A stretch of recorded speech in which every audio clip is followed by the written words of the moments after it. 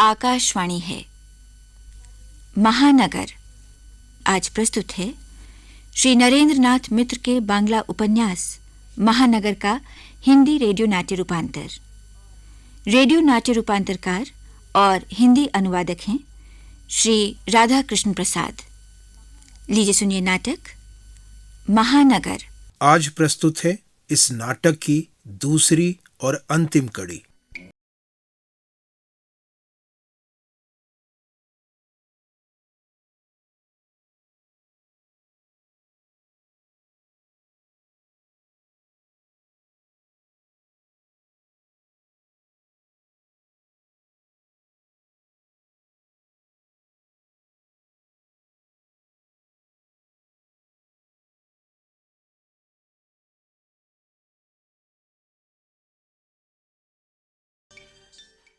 अरे सुब्रत बाबू जी lunch time में बाहर कहाँ जा रहे हो? आओ आओ खाना खा लो। आप खाइए परेश बाबू, मैं तो चाय पीने जा रहा हूं। अरे भाई मैं तो खाऊंगा ही। पत्नी ने आते समय इतना कुछ थमा दिया, बिना खाए कोई रास्ता है? अपनी कसम दे दी। अच्छा ये बात है, तब तो खाएंगे साहब। बात हुई ना। ये लीजिए। क्या क्या लाया आप? पूड़ी और ये आलू। वाह। अरे रायता भी है।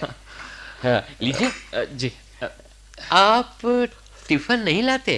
जी जी नहीं, मैं सुबह ही खाकर आता हूँ, पहले लाता था। अच्छा अच्छा, किसी से सुना था मिसेस मजूमदार ने नौकरी कर ली है। ठीक है ये खबर? जी हाँ। फिर वो घर गृहस्थी देखने का समय कहाँ पाती होंगी? घर के बॉस और ऑफिस के बॉस, दोनों बॉसों को एक साथ देखना कैसे संभव है? अरे बुरा तो नहीं मान गए भैया? चाहे जो भी कहो, हो भाग्यवान। आजकल एक आदमी के कमाने से क्या बाल बच्चे पाले जा सकते हैं? कितनी मुश्किल से घर चला रहा हूं, ये मैं ही जानता हूं। महीने के 15 दिन होते ना होते हाथ बिल्कुल खाली हो जाता है। अगर एक और हाथ कमाने वाला हो और बाहर से हर महीने कुछ आता रहे, तब बहुत ही राहत मिलती है भैया। अच्छा 1 मिनट रुको, मैं जरा कूलर से पानी ले आऊं। जी तो जरूर मिलती है, लेकिन उसके लिए कितना भारी मूल्य चुकाना पड़ता है, ये परेश बाबू कभी नहीं समझ सकेंगे। उन्हें नहीं मालूम मेरे दाम्पत्य जीवन में जैसे कोई दरार पड़ गई है। आरती ने तो मानो कसम खा ली है, वो कोई अनुशासन स्वीकार नहीं करेगी। उसने जो नई आजादी पाई है, वो उसका पूरा उपयोग कर रही है। वो अब मेरे किसी आग्रह, किसी अनुरोध से नहीं पिघलती। उसके लिए उसकी इच्छा ही महत्वपूर्ण है। मेरी पसंद नापसंद, सुख सुविधा आरती के लिए अब ज्यादा महत्व नहीं रखती। आरती आरती जैसे मुझसे मीलों दूर हो गई है।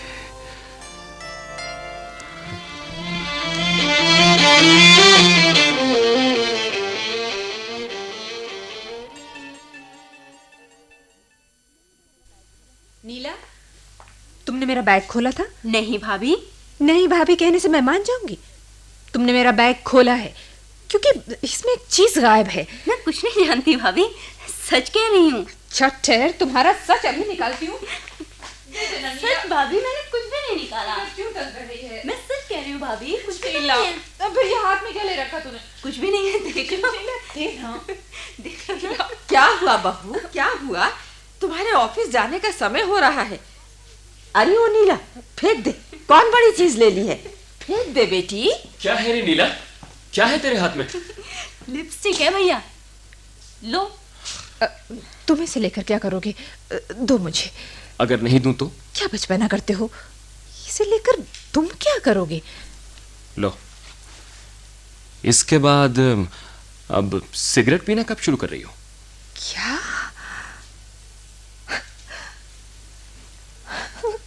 अरे भाभी, इसे खिड़की से बाहर क्यों फेंक दिया?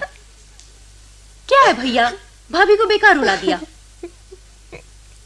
चुप हो जाओ भाभी, चुप हो जाओ। भाभी इस तरह मन दुखी मत करो। भैया, भाभी ने लिपस्टिक अपने पैसों से नहीं खरीदी थी, वो तो एडिथ ने भाभी को प्रेजेंट की थी। चुप कर, भाग यहां से।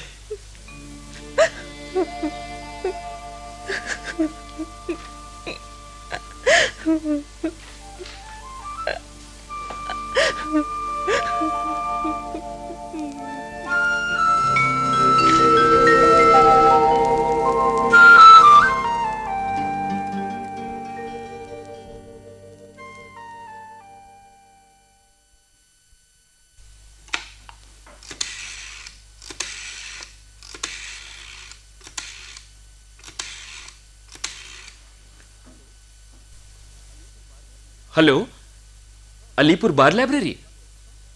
हाँ, मैं निवारण बाबू से बात कर सकता हूं? ठीक है, मैं होल्ड करता हूं। हाँ बाबूजी प्रणाम, मैं सुब्रत बोल रहा हूं। जी हाँ, मैंने आरती के बारे में आपको फोन किया था। नहीं नहीं, वो बिल्कुल ठीक है। लेकिन इस तरह सारे दिन दौड़ धूप करने से वो कितने दिन ठीक रह सकती है? जी, वो क्या किसी की बात मानती है बाबूजी? अपने मन की करती है। जी, मैं तो कई बार कह चुका हूं कि नौकरी छोड़ दे, लेकिन वो सुनती ही नहीं। जी जी जी हाँ, अब आप ही उसे समझाइए। हाँ ठीक है जी, मैं आरती को लेकर आपके यहां आ जाऊंगा। जी हाँ, इसी इतवार को। जी अच्छा अच्छा, प्रणाम बाबूजी।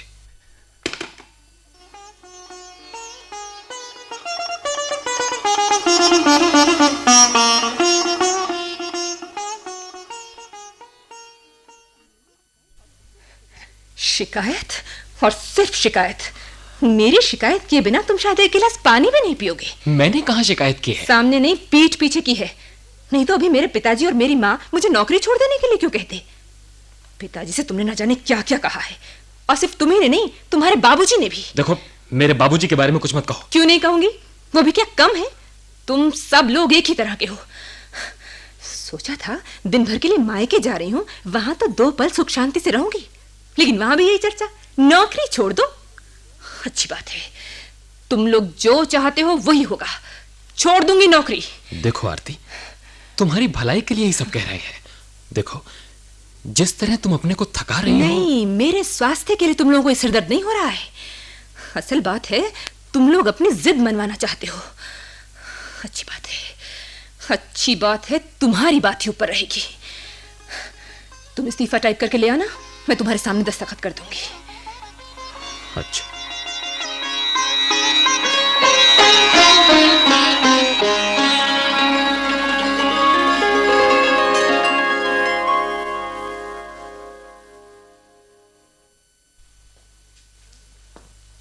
आरती। हाँ, ये क्या है ये? ओ, मेरा इस्तीफा टाइप कर ले। हाँ, लाओ। I beg to submit my resignation.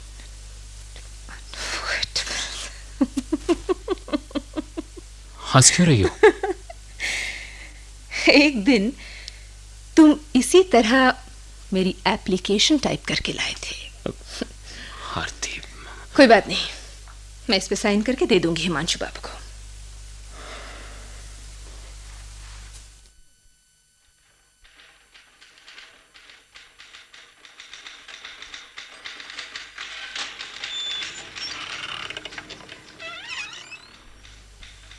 मैं कानन सर।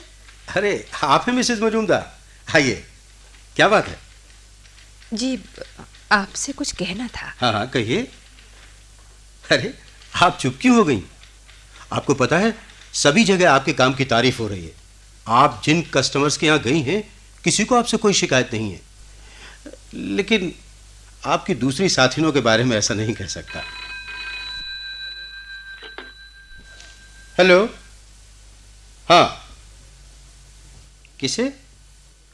मिसेज मजूमदार को? वो तो मेरे सामने ही बैठी हैं, अभी देता हूं। आपका फोन है मिसेज मजूमदार। मेरा? हेलो, तुम? हाँ, बात क्या है? हाँ हाँ हाँ, नहीं, अभी तक तो नहीं दिया। क्या? लेकिन क्यों? अब सुनो, तुम इतने घबराए हुए क्यों लग रहे हो? हाँ हाँ हाँ, क्या ताला लटक रहा है? अब पुलिस मैनेजर को पकड़ के ले गई है। भीड़ इकट्ठे। अच्छा अच्छा, मैं घर पे बात करूंगी। हाँ, अच्छा। क्या बात है, आपके चेहरे पर पसीना आ गया है? कोई बुरी खबर है क्या? जी हाँ, वो जयलक्ष्मी बैंक फेल हो गया है। मेरे पति उसी में काम करते थे। Very sad. लेकिन यह अफवाह तो बहुत दिनों से फैल रही थी कि बैंक की भीतरी हालत ठीक नहीं है, अंदर ही अंदर कुछ गड़बड़ चल रही थी। मेरे ख्याल से मिस्टर मजूमदार को इन बातों का पता होगा। जी नहीं, उन्हें इन बातों का पता नहीं था। पता होता तो घर पर तो कभी बात करते, मेरे पिताजी को ही खबर करते। उनके पैसे इसी बैंक में थे। ओह, वेरी सॉरी मिसेस मजूमदार। ऐसा हो जाएगा किसने सोचा था? खैर, आप इस समय जाइए, मिस्टर मजूमदार को हिम्मत बंधाइए। जी।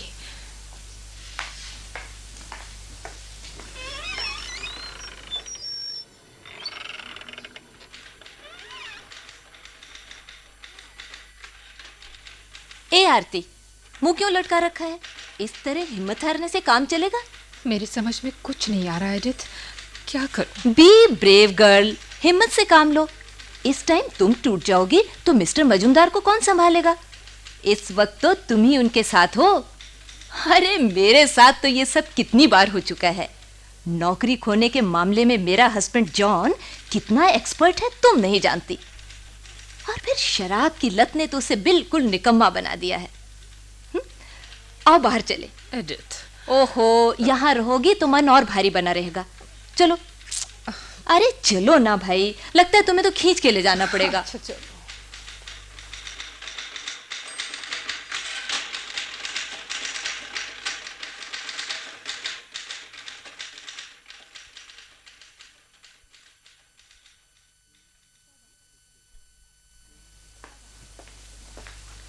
कब आए? यही कुछ देर पहले। नीला ने चाय दी? हाँ। बात क्या है? तुम आज से भविष्य की चिंता में डूब गए। आरती, कल मैं जिस तरह हंस मुस्कुरा रहा था, आज भी तुम क्या मुझे वैसे ही देखना चाहती हो? मेरी 300 की नौकरी चली गई है। अगर कोई दूसरी नौकरी नहीं मिली तो कैसे होगा? यही सोच रहा हूं। चिंता मत करो, सब ठीक हो जाएगा। 2-1 महीने में तुम्हें क्या दूसरी नौकरी नहीं मिल जाएगी? और फिर मैं तो नौकरी कर ही रही हूँ। लगता है बाबूजी इधर आ रहे हैं। अरे मैंने सब कुछ सुन लिया है, सब कुछ सुन लिया है बेटा। कोई बात नहीं, चिंता न करो। अरे 5 आदमी साथ हों तो दुख नहीं होता बेटा।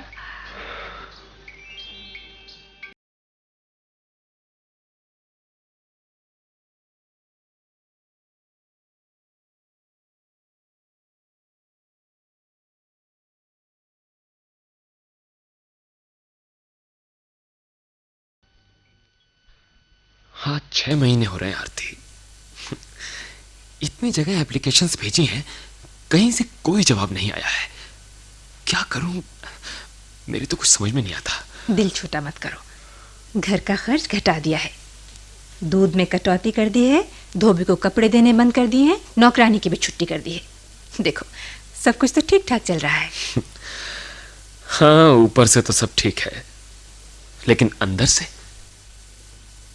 तुमने ध्यान दिया है आरती? क्या? इधर बाबूजी विक्षिप्त से हो गए हैं। फटा हुआ मैला कुर्ता पहनकर न जाने कहां कहां घूमते रहते हैं। बुढ़ापे में खाने का लोभ भी बढ़ गया है। मां बेहद चिड़चिड़ी हो गई है, तुमसे उलझती रहती है। भाई बहनों की जरूरतें अलग हैं। देखो, ये हमारी परीक्षा के दिन है, इन्हें तो हंस बोल कर निकालना ही है। हाँ।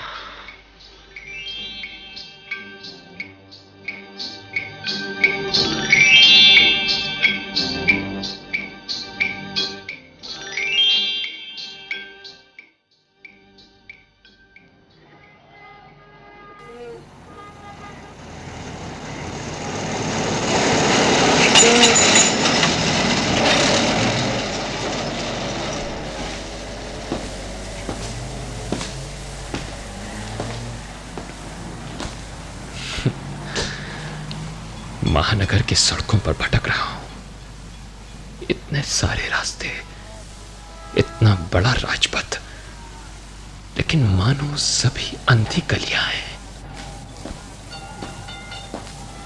अजियो, सुनो सुनो।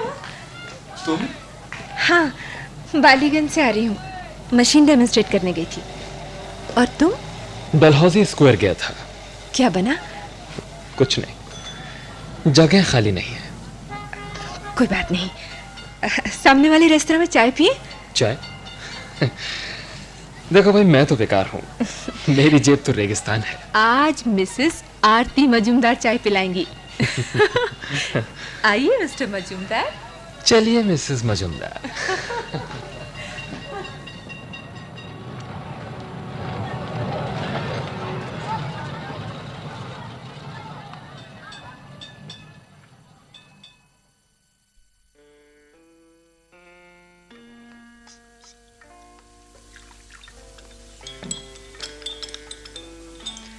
लो।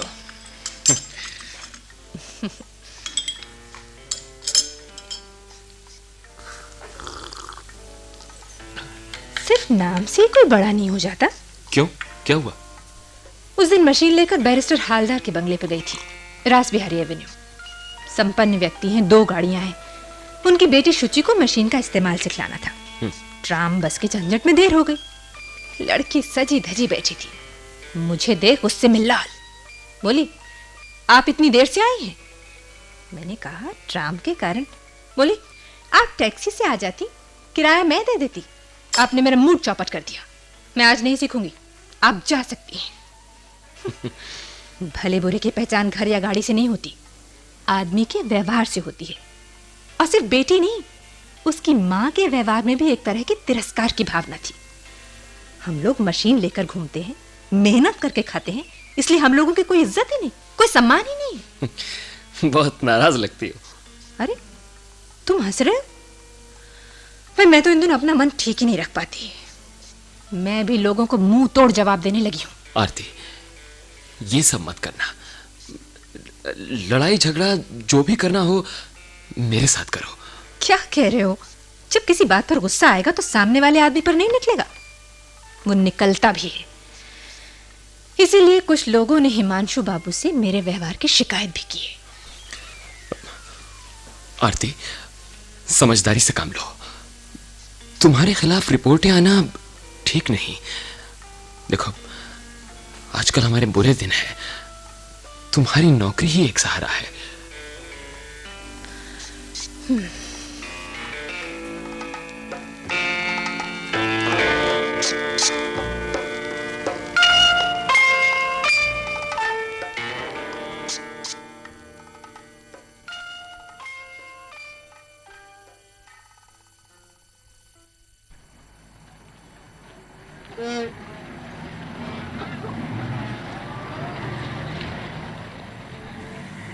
एडिथ, तुम्हारे पति कहीं काम करते हैं? नहीं आरती, वो बिल्कुल निकम्मा और गैर जिम्मेदार किस्म का आदमी है। इस समय कहीं जुआ खेल रहा होगा। जिस दिन पैसा नहीं मिलता उस दिन कमरे में सोया रहता है। तुमने उससे क्या प्रेम विवाह किया था?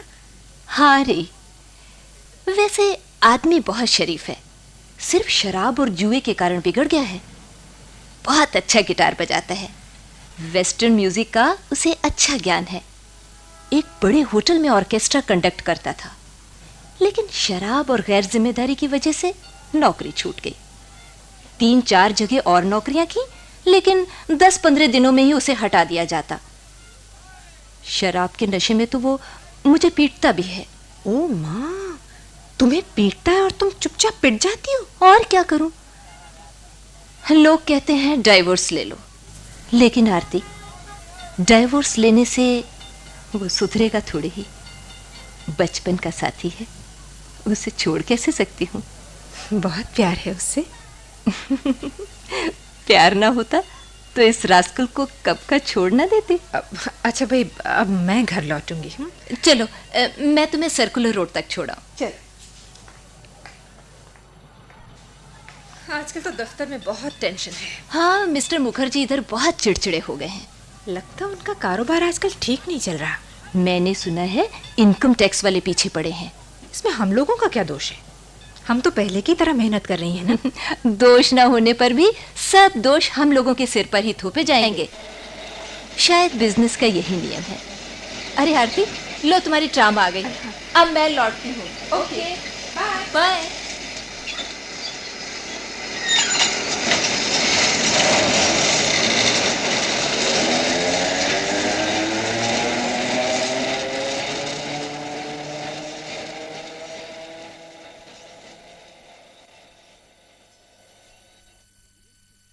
क्या बात है आरती, आज तुम्हारे चेहरे पर आक्रोश क्यों है? बस ऐसे ही।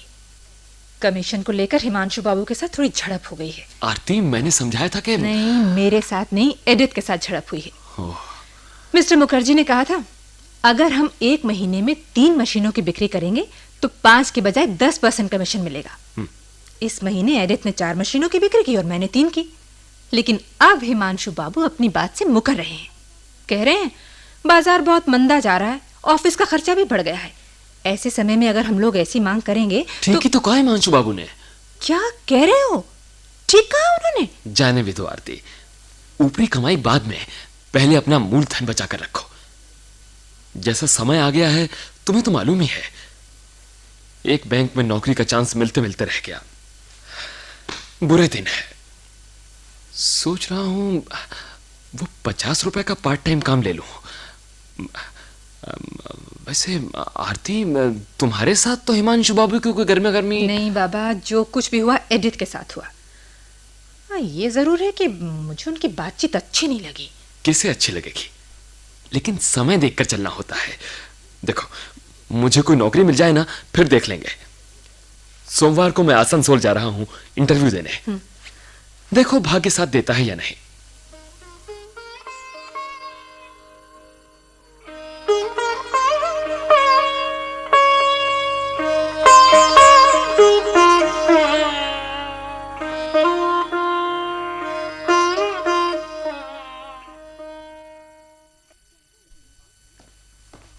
आरती, क्या हुआ इंटरव्यू का?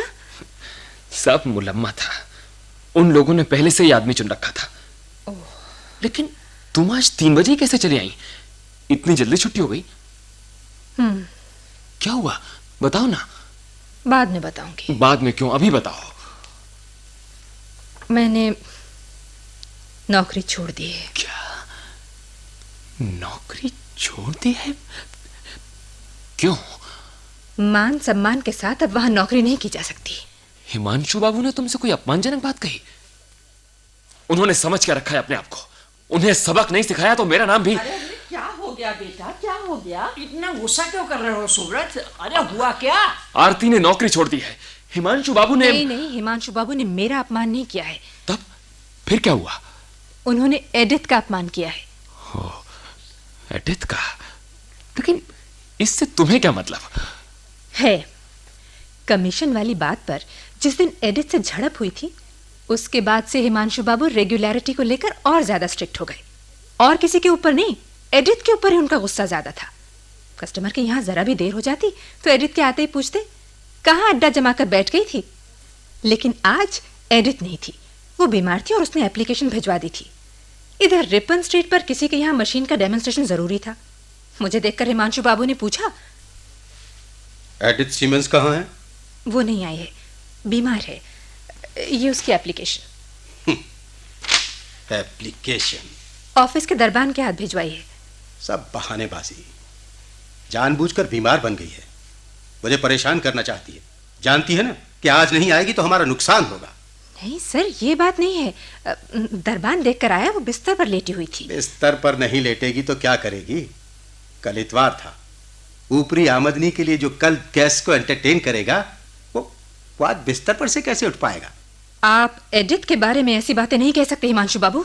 सॉरी, आपके सामने शायद नहीं कहना चाहिए था, लेकिन जो कुछ कहा है वो ठीक कहा है। एडिथ वैसी ही है। नहीं, एडिथ वैसी नहीं है। शी इज मैरिड, उसका पति है। पति तो हर ऐसी औरत का होता है। आप इन्हें नहीं जानते? मैं अच्छी तरह जानती हूँ।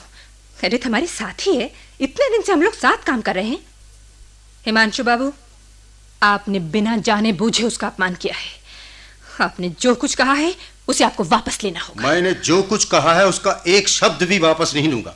मैं फिर कहता हूं कि वो बहुत ही गिरे हुए चरित्र की औरत है। आपने जो कुछ कहा है उसे वापस लिए बिना कोई भले घर की लड़की आपके यहाँ काम नहीं कर सकती। अच्छी बात है। ये रहा मेरा इस्तीफा, कई दिन से मेरे पर्स में पड़ा हुआ था। आपके पागल हो गई हैं मिसेस मजूमदार। मैं जाने कहा कि जैसी तैसी औरत, ना आपकी जाति की ना आपके धर्म की, उसके लिए आप नौकरी छोड़ देंगी? आपको तो कुछ नहीं कहा गया है। आपने हम सब का अपमान किया है। मैं जाती हूँ। सुनिए, पागलपन मत कीजिए। आपके घर की हालत मैं जानता हूं। तब आप अपनी बात वापस ले रहे हैं? नहीं। तब मैं भी अपना इस्तीफा वापस नहीं लूंगी। नमस्कार।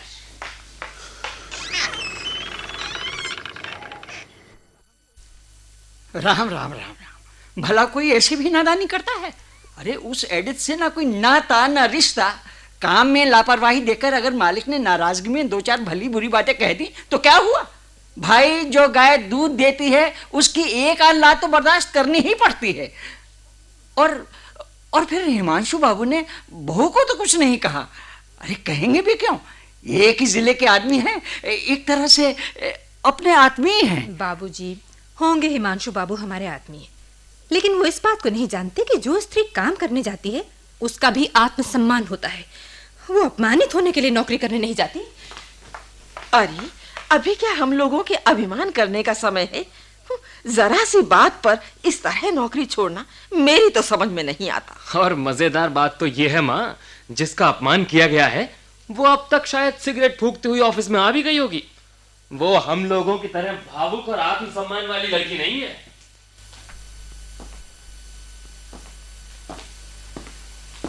सुनो, इधर आओ। कहो। तुम क्या बाहर जा रहे हो? हाँ। तब मुझे क्या करने को कहते हो? इस्तीफा वापस ले लूं? आरती, मैंने सोचा था और कोई नहीं, मगर तुम तो मुझे समझते होगे। आरती, तुम जरूर समझोगे मैंने ऐसा क्यों किया। क्यों?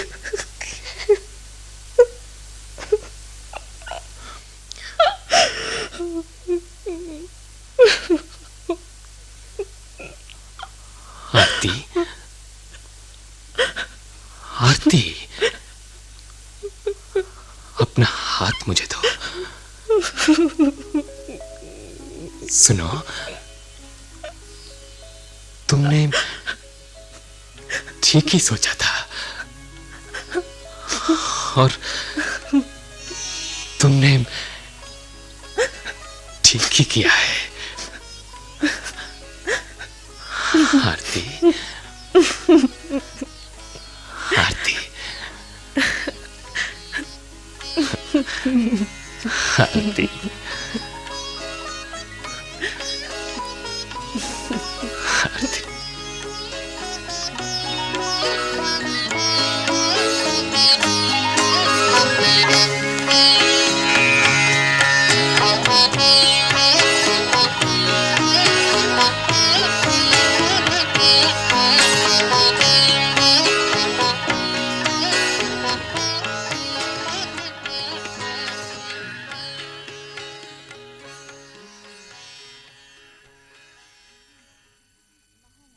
महानगर। अभी आपने श्री नरेंद्र नाथ मित्र के बांग्ला उपन्यास महानगर का हिंदी रेडियो नाट्य रूपांतर सुना। रेडियो नाट्य रूपांतर और हिंदी अनुवाद श्री राधा कृष्ण प्रसाद ने किया था। इसके निर्देशक थे सत्येंद्र शरत। प्रस्तुतिकरण सहायक थे सुदर्शन कुमार और तकनीकी सहायक D.N. शर्मा। नाटक में भाग लेने वाले कलाकार थे सर्वश्री B.R. नागर, राजकुमारी प्रसाद, जमिनी कुमार वीरेंद्र, सुनीति कोहली, B.L. टंडन, मृदुला जोशी, नीरज शर्मा और वीना होरा। ये नाटक केंद्रीय नाटक एकांश द्वारा आकाशवाणी के दिल्ली केंद्र पर तैयार किया गया।